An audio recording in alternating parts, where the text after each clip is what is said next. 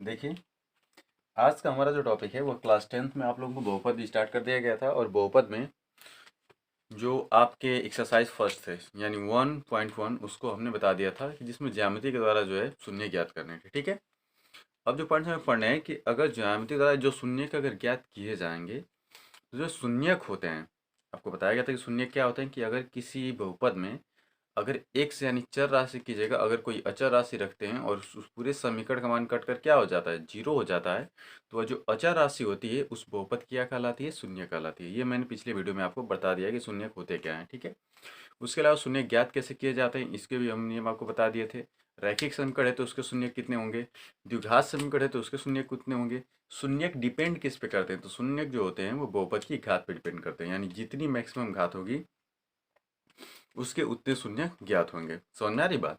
तो हम इतनी चीज़ें बता दिए थे। आज के वीडियो में हम लोग सीखेंगे कि अगर कोई बहुपद दिया गया है तो उसके शून्यक कैसे ज्ञात करेंगे, और शून्यक जो ज्ञात करेंगे तो जांच भी उसकी कैसे करेंगे, और उसके अलावा शून्यकों के और गुणांकों के बीच संबंध क्या होते हैं। ठीक है, तो आज के हम लोग जो है मैं जो क्या बोल जो एक्सरसाइज है उसमें ये चीज़ देखेंगे। ठीक है, तो चलिए हम लोग स्टार्ट करते हैं वीडियो को और देखते हैं कि आखिर कैसे फाइंड आउट करेंगे। ठीक है, तो पहली चीज़ ये कि शून्य का आपको बताया गया है जिस प्रकार से कि अगर कोई समीकरण दिया गया, एक बार फिर मैं एक बता देता हूँ, ध्यान से देखिएगा। जैसे एक समीकरण दे दिया गया, जैसे मान लीजिए कि एक्स स्क्वायर, जैसे मान लीजिए -1 = 0, पिछले वीडियो में बताया गया था। अगर हम कहेंगे कि ये जो बहुपद दिया गया है इसके शून्य ज्ञात कीजिए, क्या ज्ञात करिए, शून्य ज्ञात कीजिए। तो देखिए यह एक द्विघात समीकरण है और इसके अगर हम शून्य ज्ञात करेंगे तो इसको हम ऐसे भी लिख सकते हैं ना कि एक्स स्क्वायर -1 का स्क्वायर इज इक्वल टू 0। भाई 1 का स्क्वायर भी कितना होता है, 1 ही होता है। अब इसकी अगर तुलना करें तो सॉरी समीकरण एक्स स्क्वायर माइनस ए स्क्वायर से इक्वल टू 0। देखिए ये सॉरी समीकरण होती है एक्स स्क्वायर माइनस ए स्क्वायर, यानी ए स्क्वायर माइनस बी स्क्वायर। ऐसा नहीं तो ऐसे समझ लीजिएगा, ए स्क्वायर और माइनस बी स्क्वायर। फार्मूला क्या इसका होता है, ए कोष्टक में ए प्लस बी और ए कोष्टक में क्या होता है, ए माइनस बी। अब यहाँ पर ए की वैल्यू कितनी है, एक्स है, और बी की वैल्यू कितनी है, 1 है। तो इसको हम लिख सकते हैं कि एक्स प्लस 1 और एक ब्रैकेट में क्या लिख सकते हैं, एक्स माइनस 1, ये बराबर क्या हो गया, 0। यानी कि यदि X plus 1 is equal to 0 तो एक्स का मान क्या आएगा, -1। और दूसरा है कि X minus 1 is equal to 0 तो एक्स बराबर क्या आ जाएगा, +1। अब कितने शून्य प्राप्त हुए, दो, एक -1 और क्या प्राप्त हुआ है, +1।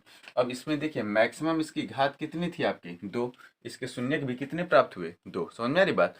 तो जो शून्यक होते हैं वो किसी भी बहुपद के दिए गए मैक्सिमम घात यानी जो सबसे बड़ी घात होती है उस पर डिपेंड करते हैं। जितनी सबसे बड़ी घात होगी उसके उतने शून्य ज्ञात किए जा सकते हैं। समझ में आ रही बात? चलिए इसको मिटा देते हैं, फिर आगे हम बढ़ते हैं।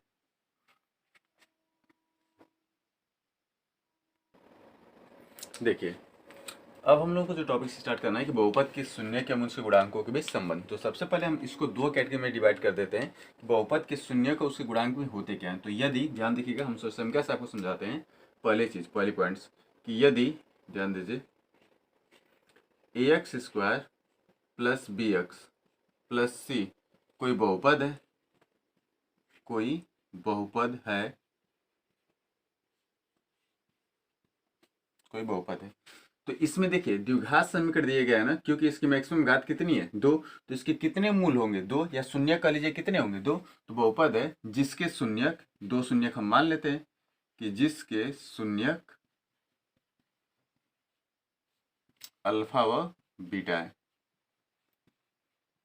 जिसके शून्यक कौन कौन से, अल्फा व बीटा। देखिए मैक्सिमम पावर कितनी थी, 2, तो हमने शून्य कितने माने, 2, एक क्या माने, अल्फा व बीटा। तो गुणांक या शून्यकों में संबंध क्या होगा, देखिए शून्यक अल्फा व बीटा में जो संबंध होता है, ये एक तरह से कह सकते हैं आप, ये कंसेप्ट है आपका। तो संबंध क्या होता है, पहला होता है कि मूलों का योग, क्या होता है, मूलों का योग। देखिए जो मूलों का योग है, योग मतलब जोड़, यानी पहला मूल क्या था, अल्फा, योग है तो प्लस क्या हो जाएगा, बीटा। मूलों का योगफल ये बराबर होता है -b/a। देखिए माइनस b किसका गुणांक है, x का, तो हम इसको ऐसे भी लिख सकते हैं ना, क्या लिख सकते हैं कि x का गुणांक, बार माइनस कर देंगे, x का गुणांक इस पूरे के बटे में क्या लिख सकते हैं, a किसका गुणांक है, एक्स स्क्वायर का, तो लिख सकते हैं कि एक्स स्क्वायर का गुणांक। देखिए क्लास 9th में आपको गुणांकों के बारे में पढ़ा दिया गया है, ठीक है। तो ये देख लीजिएगा। दूसरा होता है इसमें कि मूलों का गुणनफल। क्या होता है? मूलों का गुणनफल। मूलों का गुणनफल। तो इसका जो मान होता है, मैंने मूल एक कौन से थे? अल्फा। गुणनफल है तो इनटू हो जाएगा, और दूसरा मूल क्या है? बीटा। तो ये फार्मूला हो जाता है सी बाई ए। क्या हो जाता है? सी बाई ए। अब देखिए, सी के साथ कोई भी वेरिएबल लगा हुआ है, चर राशि नहीं लगा हुआ है, अर्थात ये कैसी राशि है? अचर राशि है। तो हम इसको ऐसे भी लिख सकते हैं ना कि अचर राशि। अचर राशि इस पूरे के बटे में एक किसका गुणांक है? तो एक्स स्क्वायर का। तो लिख सकते हैं कि एक्स स्क्वायर का गुणांक।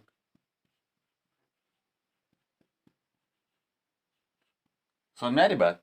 ये कब लागू करेंगे? जब दिए गए किसी भी समीकरण कैसा होगा? द्विघात समीकरण, यानी जो इसके समीकरण की मैक्सिमम घात होगी वो कितनी होगी? 2। अगर द्विघात समीकरण होगा तब हम इसका प्रयोग करेंगे। समझ में आ रही बात?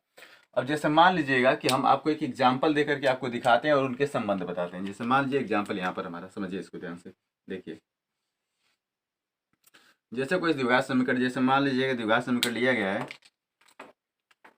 जैसे मान लीजिए एक्स स्क्वायर, मान लीजिए plus X minus 12 is equal to 0 के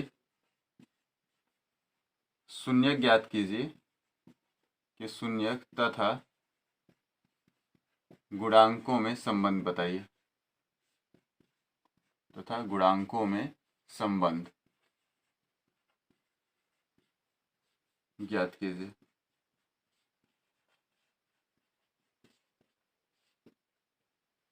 देखिए, ये हमें सवाल दिया गया है।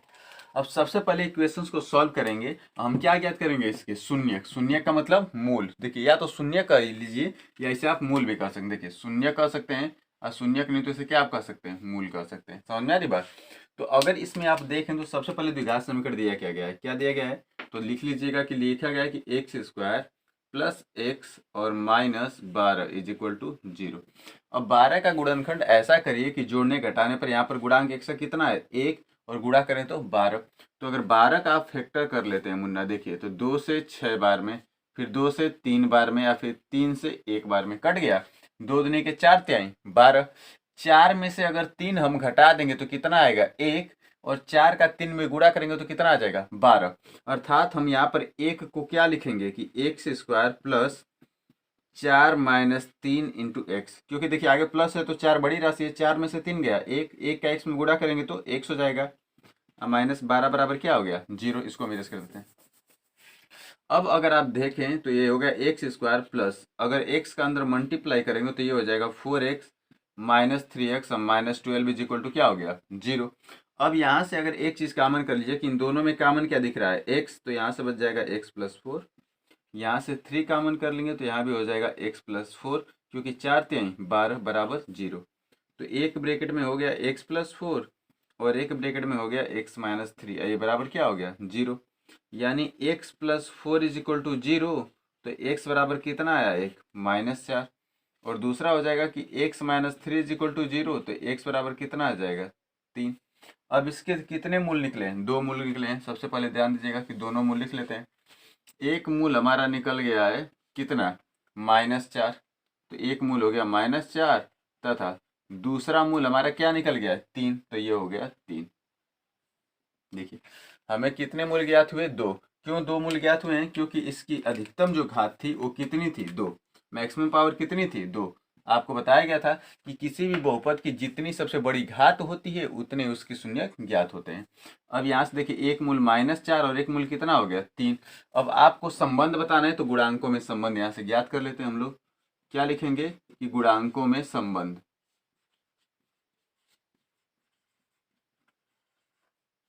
गुणांकों में संबंध। अब अगर गुणांकों में संबंध आपको ज्ञात करना है तो देखिए, सबसे पहली चीज कि मूलों का योगफल क्या होगा? गुणांकों का योग। अब देखिए, -4 और 3 अगर मान लीजिए इसके अगर शून्यक है, -4 3 इसके क्या है? शून्यक है। तो शून्यक है तो इस 4 3 को इसमें रखेंगे तो मान कटकर क्या होना चाहिए? 0 होना चाहिए। जैसे यहाँ पर जांच हम करके आपको दिखा देते हैं, शून्य की जांच। देखिए, यहाँ पर हम आपको करके दिखाते हैं।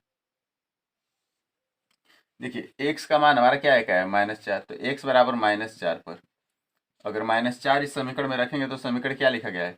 X square plus X minus 12 is equal to 0। अब यहाँ पर -4 रखेंगे तो ये हो जाएगा -4 का स्क्वायर। अब प्लस एक्स का मान -4 रखेंगे तो ब्रैकेट में -4 अब -12 इज इक्वल टू 0। -4 का वर्ग 16। अब प्लस में माइनस गुणा करेंगे तो -4 कम है 4 अब -12 बराबर 0। -12 और -4 मिलकर -16 और ये +16 दोनों आपस में क्या होंगे, कट जाएंगे, यानी 0 बराबर 0। शून्य का है कि नहीं -4? बिल्कुल है, क्योंकि जैसे ही आपको बताया गया कि अगर दिए गए एक्स का मान अगर समीकरण में रखेंगे, समीकरण का मान कट कर क्या आ जाएगा 0, तो वह जो दिया गया अचर राशि होगी वो दिए गए समीकरण का क्या कहलाती है, शून्य कहलाती है। यानी ये जो -4 है वो इसका क्या है, शून्य है। अब इसके गुणांकों में संबंध अगर याद करें, ऐसे ही आप x बराबर 3 रखेंगे तो भी समीकरण का मान कटकर क्या हो जाएगा, 0 हो जाएगा। और गुणांकों में पहला मान अगर ये मान लीजिए जो 4 है वो अल्फा का मान है, पहला मान जो किसका है, अल्फा का, या इसी को हम ऐसे लिख लेंगे कि अल्फा बराबर दिया है -4 और बीटा का मान कितना निकल गया, 3। तो मूलों का योगफल यानी अल्फा प्लस बीटा ये बराबर क्या होता है, -b/a, यानी x का गुणांक बटे में x स्क्वायर का गुणांक। तो मूलों का योगफल अगर आप ध्यान से ज्ञात कर लेते हैं तो -b/a, देखिए फार्मूला क्या है, -b/a। अब मान इसका रख लीजिए फटाक से। आप देखिए अल्फा का मान हमने कितना माना है कि पहला मान -4 था, तो रख लीजिएगा अल्फा का मान आ गया -4। देखिए अल्फा का मान कितना आ गया, -4। अब प्लस बीटा का मान कितना आ गया, 3, और ये बराबर हो गया माइनस बी का मान। अगर आप इसकी तुलना कर लें, किससे तुलना करें, ax square plus bx plus c से। अगर आप यहाँ से तुलना कर लेंगे इसकी, देखिए हम तुलना कर लेते हैं, इसका गुणांक 1 और इसका गुणांक 1, तुलना करते हैं ax square plus bx plus c equal to 0 से। तो यहाँ से a का मान कितना निकल जाएगा, 1, b का गुणांक भी कितना निकल जाएगा, 1, और c का गुणांक भी कितना निकल जाएगा, -12। ठीक है, ध्यान से देखिएगा। तो हमें ए बी सी का मान निकल गया ना। अब देखिए बी का मान कितना निकला है, 1, तो रख लीजिएगा 1। अब बटे में ए का मान कितना है, 1, तो हमने रख लिया 1। 4 में से 3 गया -1, और 1 को 1 से डिवाइड करेंगे तो -1। देखिए दोनों मान बराबर आ रहे हैं कि नहीं, आ रहे हैं। इसी प्रकार से अगर आप मूलों के गुणनफल देख लीजिए तो मूलों का गुणनफल हमारा क्या होता है, अल्फा इंटू बीटा, और ये बराबर फार्मूला क्या है, c/a। फार्मूला क्या है, c/a। तो अगर आप अल्फा का मान देखेंगे मुन्ना, तो अल्फा का मान क्या है, -4, और गुणे बीटा का मान कितना है, 3, और ये बराबर देखिए c का मान हमें यहाँ से कितना मिला है, 12। भाई अचर पद कितना है, -12, तो रख लीजिए -12। अब बटे में a का मान कितना है, 1, तो ये हो गया 1। 4 -12, और -12 को 1 से डिवाइड करेंगे तो -12। ये भी मान बराबर आ रहा है कि नहीं, आ रहा है। अर्थात अगर कोई समीकरण दिया है तो हम उसके शून्यक भी ज्ञात कर सकते हैं और शून्य की जांच भी कर सकते हैं। भाई जो x का मान आएगा समीकरण में रखेंगे, समीकरण का मान कटकर 0 होगा तो उसका शून्यक सही है, अगर 0 नहीं होगा तो शून्य क्या होगा, गलत होगा। और दूसरी चीज कि जब हमें शून्य ज्ञात हो जाएंगे तो एक बार शून्यकों का योगफल ज्ञात कर लेंगे और एक बार शून्यकों का गुणनफल। अगर दोनों मान अगर आपस में बराबर आएंगे तो हमारे दिए गए समीकरण की जांच सत्य है। ठीक है, यही आपको तरीका है बहुपद की ज्ञात करने के लिए और उसमें दिए गए शून्यकों में संबंध रिलेशन बताने के लिए। ठीक है, अब देखिए इसमें जो है हम तब लागू करेंगे जब इसकी घात कितनी थी, 2। अगर मान लीजिए इसकी घात 3 है तब क्या होंगे। ठीक है, आप इसको देख लीजिए, अच्छे से समझ लीजिए, और इसका स्क्रीनशॉट लेना तो स्क्रीनशॉट ले लीजिए, उसके बाद फिर हम आगे आपको बताते हैं।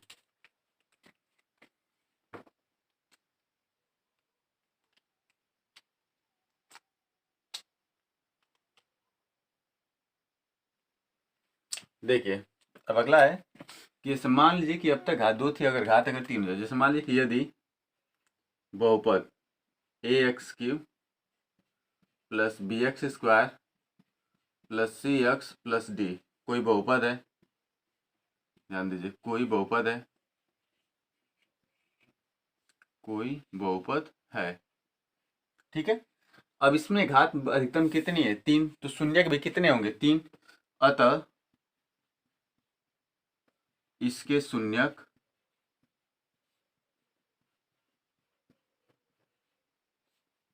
अल्फा, एक हो जाएगा बीटा व गामा है। इसके 3 शून्यक हम क्या क्या मान लिए, अल्फा बीटा व गामा है। ठीक है, तो पहला चीज इसमें क्या आएगा कि शून्यकों के जो संबंध होते हैं वो क्या होते हैं। अतः ध्यान दीजिएगा कि मूलों का योग, पहला क्या ज्ञात होना चाहिए, मूलों का योग। ध्यान दीजिएगा मूलों का योग मतलब सबको जोड़ लेंगे, यानी alpha plus beta plus gamma. ये जो मूलों का योग ये बराबर होता है minus B by A, minus B by A. अगर आप इसे ध्यान से देखें तो माइनस बी बाई ए का मतलब कि बी किसका गुणांक हो गया, एक्स स्क्वायर का। तो लिख लीजिएगा कि एक्स स्क्वायर का गुणांक आप बटे में ए किसका है, तो एक्स क्यूब का गुणांक।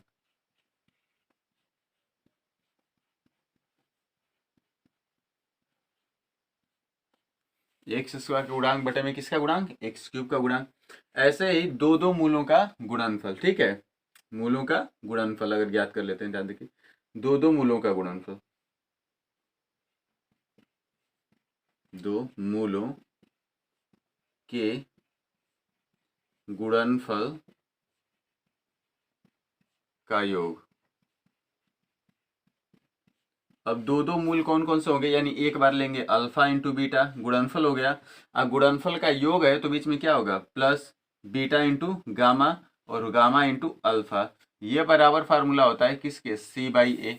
अब सी बाई ए का मतलब कि सी किसका गुणांक होगा, तो एक्स का गुणांक। तो रख लीजिएगा कि एक्स का गुणांक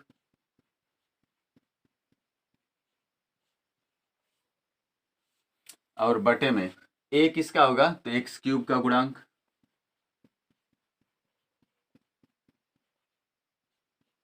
अब अगला होता है कि मूलों का गुणनफल। ये देखिए, ये फर्स्ट हो गया, ये सेकेंड हो गया और ये थर्ड हो गया पॉइंट्स हमारा, कि मूलों का गुणनफल क्या होगा, मूलों का गुणनफल। अगर मूलों का गुणनफल ज्ञात करेंगे तो मूल कितने हैं, तीन, गुणा कर लीजिए तो alpha into beta into gamma, और ये बराबर फार्मूला हो जाता है माइनस डी बाई ए। क्या होता है, minus D by A. Minus, इसको लिख सकते हैं, डी का क्या है, हमारा अचर पद है। क्यों, क्योंकि उसके साथ कोई भी एक्स वेरिएबल हमारा जुड़ा नहीं है, अर्थात ये हो गया अचर पद। और अचर पद अब बटे में कितना हो गया, ए का मतलब एक्स क्यूब का गुणांक। अगर आप इस समीकरण को अगर आप देखेंगे सबको अगर ध्यान से, तो इसमें एक चीज जो है अपरिवर्तित है, वो कौन सी चीज है, नीचे वाली। यहाँ भी देखिए ए है, यहाँ भी क्या है ए, और यहाँ भी क्या है ए। समझ में आ रही बात, मूलों का योग था तभी नीचे ए था, मूलों का दो दो मूलों का गुणनफल का योग था तभी ए था, और मूलों का गुणनफल था तभी कितना है ए।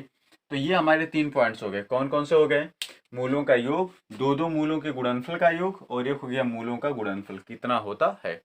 अब मान लीजिए कि कोई समीकरण दे देगा, कोई समीकरण हमें दे दिया और हमें उसमें बताना है कि ये इसके मूल हैं कि नहीं है। जैसे मान लीजिए कि एक समीकरण लिखते हैं, जैसे मान लीजिए प्रश्न समझिए, देखिए देखिए देखिए बहुपद, ध्यान दीजिए, 2x³ माइनस मान लीजिए 5x² माइनस 14x प्लस 8 के शून्यक, के शून्यक 4 कामा माइनस 2 तथा 1/2 है। तो अगर मान लीजिए इतना दिया गया है तो इनके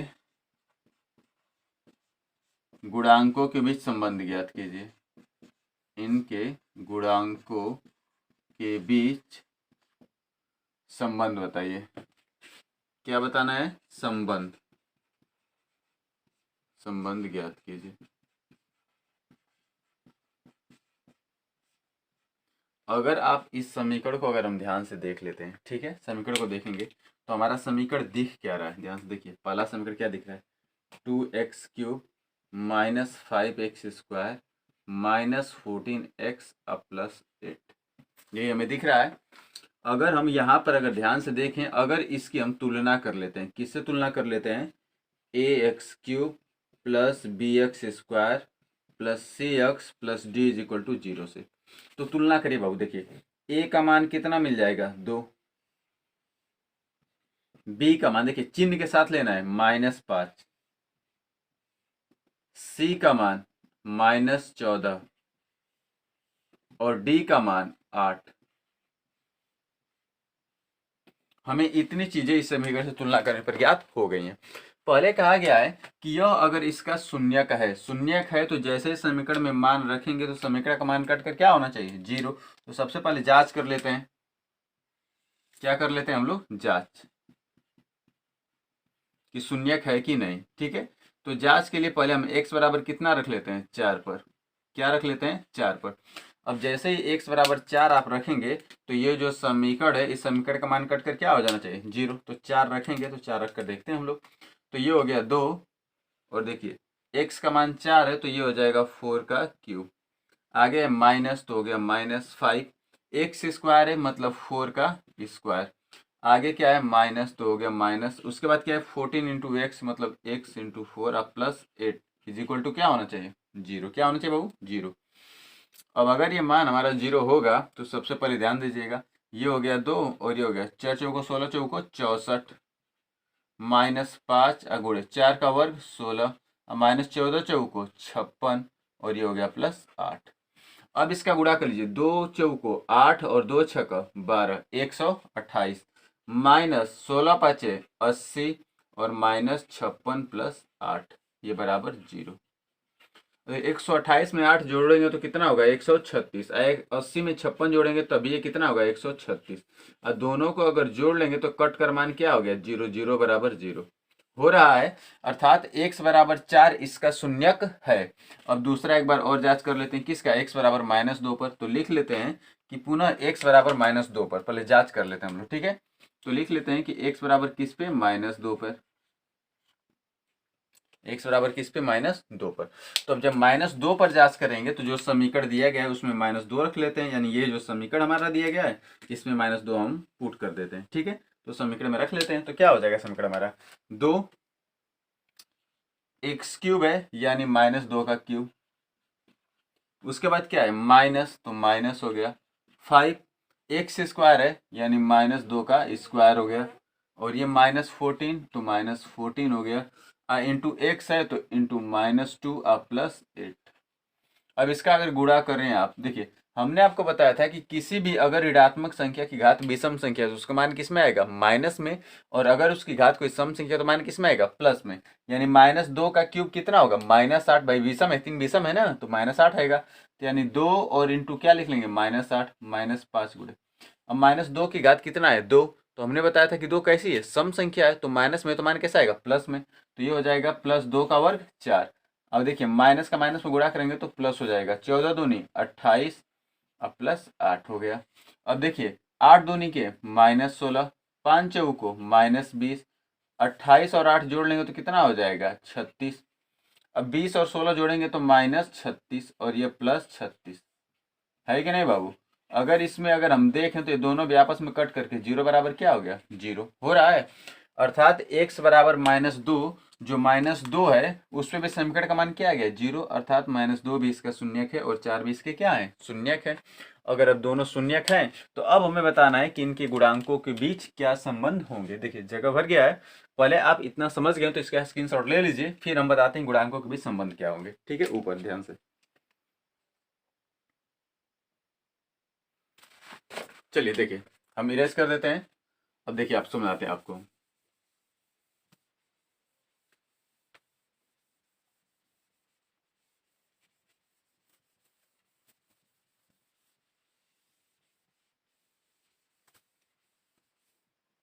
देखिए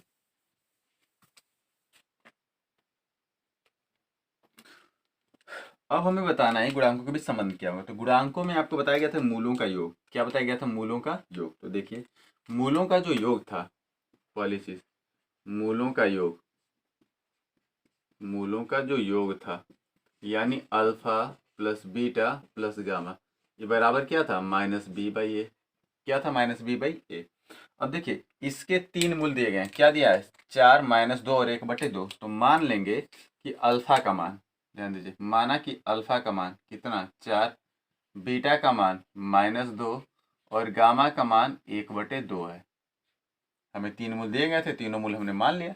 अब मान इसमें रखते हैं हम फटाफट। देखिए क्या होगा कि अल्फा का मान कितना दिया है, 4, तो रख लीजिए 4, प्लस बीटा का मान -2 तो -2, अब प्लस गामा का मान 1/2, ये बराबर बी का मान -5 है, तो ये माइनस और ये माइनस मिलकर क्या हो जाएगा, प्लस। तो ब्रैकेट में लिख लीजिए -5। अब बटे में ए का मान कितना है, 2, तो रख लीजिए 2। देखिए +4 में 2 का गुणा करेंगे तो प्लस में माइनस का गुणा तो माइनस, तो 4 -2 अब प्लस 1/2, ये बराबर माइनस का माइनस में गुणा करेंगे तो +5/2। 4 में से 2 निकाल देंगे तो कितना बचेगा, 2 प्लस 1/2, आई बराबर कितना है, 5/2। 2 दूनी के 4, 4 और 1 5, यानी मान कितना आया, 5/2, और ये बराबर मूलों का योगफल कितना, 5/2। देखिए गुणांकों का संबंध समझ में आ रहा है कि नहीं आ रहा है, बिल्कुल देखिए एकदम आसान है। बस आपको जो मान दिया गया है इस मान में ले जाकर के दिए गए शून्यकों को रखना है, और समीकरण का मान जो b और a का मान यहाँ से आपने ज्ञात किया था उसको रखेंगे। अगर दोनों पक्ष बराबर है अर्थात शून्यकों का संबंध हमारा सही है। अब इसी प्रकार से अगर देख लीजिए मूलों का गुणनफल देख लेते हैं। जैसे मान लीजिए कि दो मूलों का गुणनफल, तो दो मूलों का गुणनफल क्या आपको बताया गया था कि alpha beta plus beta gamma plus gamma alpha, ये बराबर क्या था, C/A। अगर आप देखें तो दूसरा मूल हमारा क्या लिखा गया था कि alpha beta plus beta gamma plus gamma alpha, ये बराबर क्या था, C/A। क्या लिखा गया था, C/A। अगर C/A था तो अगर इसमें आप मूल रखना चाहें तो सबसे पहले देखिए अल्फा इंटू बीटा, तो अल्फा का मान हमें कितना मिला है, 4, और बीटा का मान -2, प्लस बीटा का मान -2 अगुड़े 1/2, गामा का मान 1/2 और अल्फा का मान 4 है बराबर सी का मान कितना है, -14।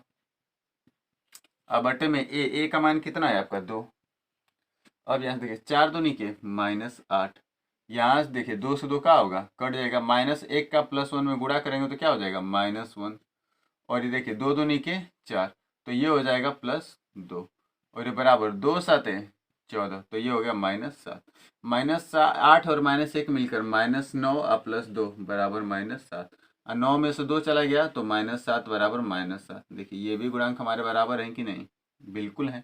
और जब ये सभी बराबर हैं अर्थात तीसरा भी गुणांक हमारा संबंध बराबर ही होगा। तीसरा संबंध क्या दिया गया है आपको, कि तीसरा आपको बताया गया है कि alpha into beta into gamma ये बराबर -D/A। क्या बताया गया था, -D/A। अब देखिए डी का मान कितना आपका है, 8, और ए का मान कितना है, 2। अब मान रख लीजिएगा। अल्फा का मान हमारा कितना मिला है, 4, बीटा का मान -2 और गामा का मान 1/2, माइनस डी का मान 8/2। 2 से 2 कट गया कितनी बार में, एक बार में। 1 का 4 में गुणा करेंगे तो -4 और 2 चौको 8, यानी ये भी -4। अब बताइए दोनों हमारे तीनों गुणांकों का संबंध बराबर आया कि नहीं आया, बिल्कुल आया। अर्थात अगर हमें शून्यक देगा और कहेगा कि इनके शून्य ज्ञात करिए या दिए गए शून्य का गुणांकों में संबंध बताइए, तो अब आप इसको इस तरीके से अच्छे से संबंध आप बता सकते हैं, चाहे वह द्विघात समीकरण हो चाहे त्रिघात समीकरण हो, ठीक है। तो आप इसका स्क्रीनशॉट लेना चाहते हो स्क्रीनशॉट ले लीजिए। उसके बाद हम जो है लास्ट टॉपिक इसमें का बताते हैं एक्सरसाइज 2.2 का, कि बहुपद कैसे ज्ञात करेंगे अगर दिए गए बहुपद के योगफल व अगर गुणनफल दिए गए हों, ठीक है। तो इसका स्क्रीनशॉट लेना चाहते हैं ले लीजिए।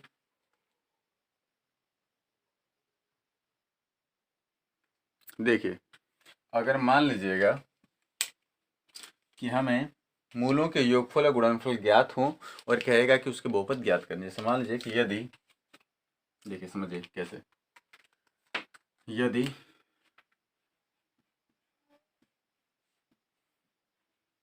किसी बहुपद के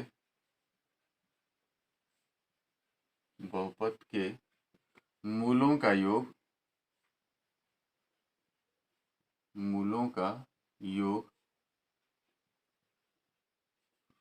एवं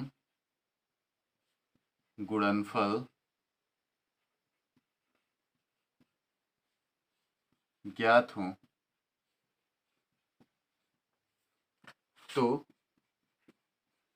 बहुपद का समीकरण ज्ञात करिए। तो बहुपद का समीकरण ज्ञात कीजिए।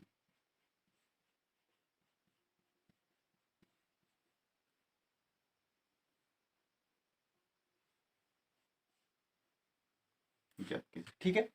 तो हमें सबसे पहले से इसमें देखना क्या है कि मूलों का योगफल, जैसे मान लीजिएगा यदि मूल अल्फा व बीटा है जिसका योगफल क्या होगा, अल्फा प्लस बीटा, एवं गुणनफल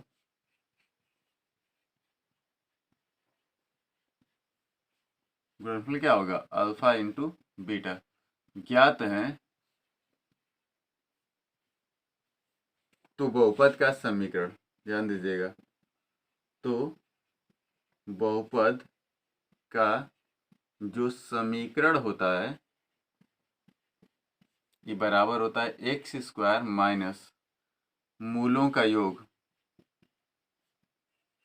मूलों का योग इंटू एक्स प्लस ब्रैकेट में मूलों का गुणनफल।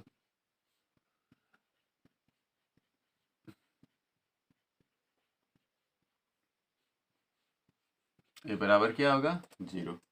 अब मान लीजिएगा कि अगर इसको आप एक तरीके से लिखेंगे तो एक्स स्क्वायर और मूलों का योग क्या आप माने अल्फा प्लस बीटा, भाई यही ना माने हैं योगफल, इंटू एक्स हो जाएगा। अब मूलों का गुणनफल मतलब अल्फा इंटू बीटा, और ये हमारा मान बराबर क्या हो गया 0। ये हमारा निकल गया बहुपद का समीकरण ज्ञात करने का फार्मूला। एक ये हो गया और एक ये ऊपर वाला आपका। समझ में आ रही बात। अब इस पे सवाल जैसे मान लीजिए कोई दिया गया, जैसे मान लीजिए हम कह दें कि बहुपद का समीकरण ज्ञात कीजिए, जैसे इक्वेशन है आपका कि बहुपद का समीकरण ज्ञात कीजिए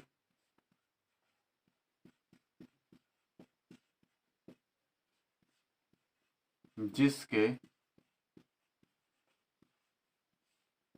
मूलों का योग, मूलों का योग एवं गुणनफल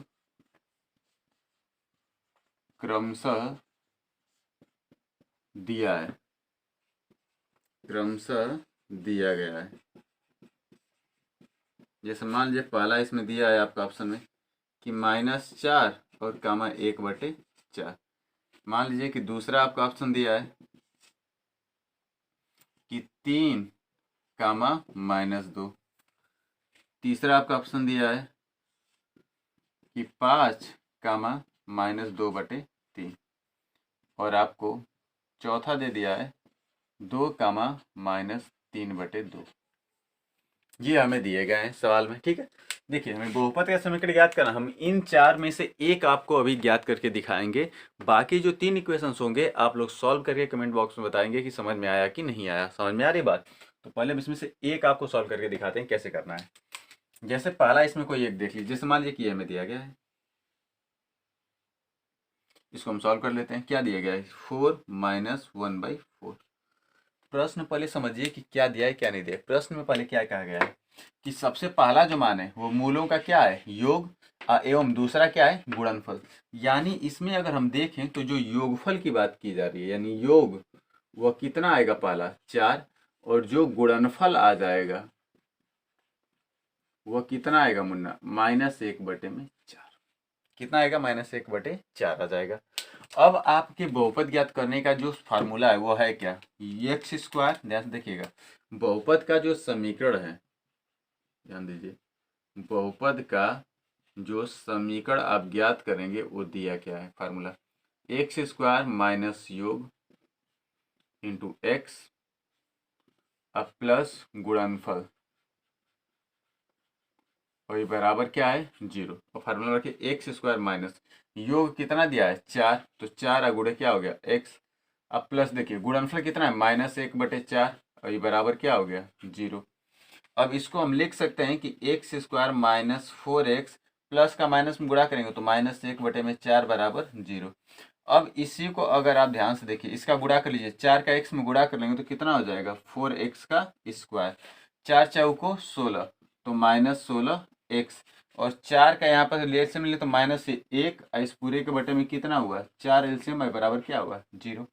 अब इस 4 का 0 में गुणा करेंगे तो मान क्या हो जाएगा 0, यानी मान क्या निकलेगा 4x स्क्वायर -16x और -4 इज इक्वल टू 0।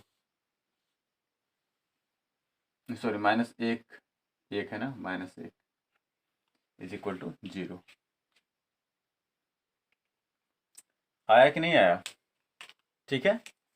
तो इस प्रकार से अगर कोई बहुपद का समीकरण हमें ज्ञात करने हो तो हमें दिए गए बहुपद में अगर हम मान रख लेंगे तो हमारा बहुपद का समीकरण अच्छे से ज्ञात हो सकता है। कोई दिक्कत, देख लीजिए एक बार। अब इसी प्रकार से अगर दूसरा इक्वेशन आप लगाएंगे तो मूलों का योग, योगफल कितना आ जाएगा 3 और गुणनफल कितना आ जाएगा -2। तो यहाँ पर योग हमने 4 रखा था, वहाँ पर योग की जगह क्या रखेंगे 3 और गुणनफल की जगह क्या रखेंगे -2 और गुणा कर लेंगे, जो आएगा वही हमारा बहुपद का क्या हो जाएगा समीकरण। समझ में आ रही बात।